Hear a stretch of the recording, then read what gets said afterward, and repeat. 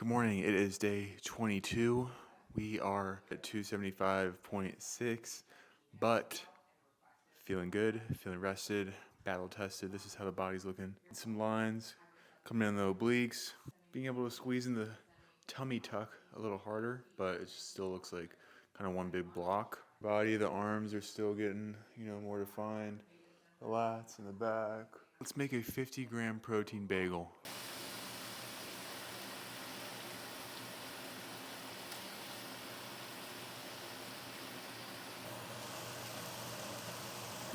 Damn, I look fat in the perfect lighting, but whenever I'm wearing a long sleeve or a sweatshirt, I'm always rocking a tank top underneath. I do not like wearing shirts without a tank underneath. I don't know if that's weird. Today, my feet are a little sore from cardio, so I'm rocking with some Cane footwear. I've had these for a few years. They look like alien shoes. They have these like little beads on the bottom of the shoe that just help with recovery. They are like listed as a recovery shoe. I actually noticed that they help my feet feel better, but I always wear socks or else I get blisters. I wonder if anyone that watches my videos has gotten on to the morning drink with the creatine, apple cider vinegar, and Baja Gold sea salt. I wonder if they find that it tastes amazing as it shows in my face. But anyways, we're getting back to the bagels, which I just love the air fryer so much. And then we're going to crack some eggs. In order to make an omelet, you got to crack a couple eggs. I've been trying this new technique, the one-hand wonder, and obviously failing at it. But with scrambled eggs, it doesn't matter.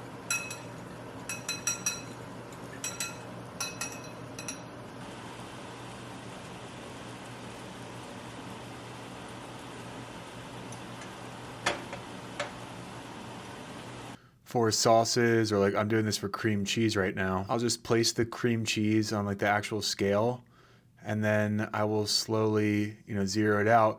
And then I will actually just pull the cream cheese out and weigh it that way instead of placing it onto the bagel and trying to weigh it. It's a way more difficult process I've found. So, especially with sauces as well, just placing it on the scale first and then divvying it out and weighing it that way is so much easier for reliable tracking. Some of you might find this disgusting, maybe even disturbing, but I am making this breakfast sandwich with an everything bagel, some turkey bacon, whole egg, and then strawberry cream cheese.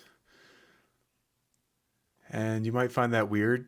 You could make it with normal cream cheese if you want, but go against the grain. Don't be a sheep. Try something even crazier. Go blueberry. Go pumpkin. Go hard. Just be different. Tastes great. And I've been doing this even when I order bagels out. I'm getting the, tasty cream cheese, the sugary cream cheese.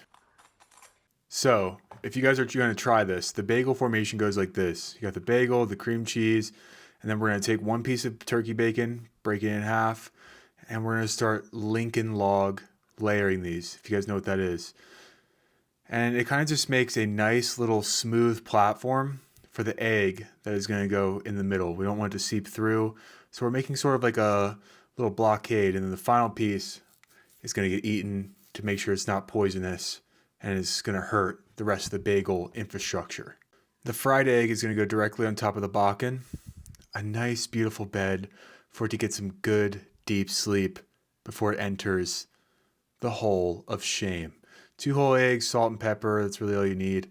Thankfully, the Dave's Killer Bagel, and why I rock with these so hard, is that they are additional 13 grams of protein, which is huge. The calories on this meal is 760 calories, and the macros are 62 grams of protein, so I beat my goal of 50 grams. Carbohydrates, 49, and a little higher fat at 34 grams. So it's just 2 large eggs, 6 pieces of turkey bacon, 2 tablespoons of cream cheese, and then a whole Dave's Killer Bagel. Starting this upper body day off with the most susceptible thing to getting injured, my rotator cuff and shoulder. So I'm doing 15 reps, 3 sets of internal, external rotation with a band.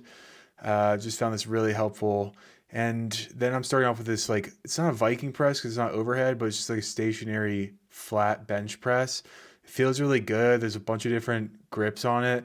And I just worked my way up to 4 sets heavy of 6 to 8 reps on bench press. And then I went over to a vertical pull down with the mag grip lat pull down bar. I did a heavy 4 sets of 8 reps. And I want to stretch that just on the last rep of the set. I make sure that it's not over when I pull down and I just release, like let it go up. I need to slowly control even the last rep to the top, and that finishes the set strong. Then I went over back to chest for some Arsenal strength chest flies. This machine is sick. I love it. It's just always taken because it's that good. It's just like a really good constant tension. It's kind of an incline fly, so you can't like really do flats, but incline upper chest, those are the dinner plate ones. We want those anyways. I did 4 sets of 10 to 15 reps on this and really aiming to squeeze and touch my elbows at the top of each rep. Then I went back to back. I did a horizontal row with a close grip seated cable row.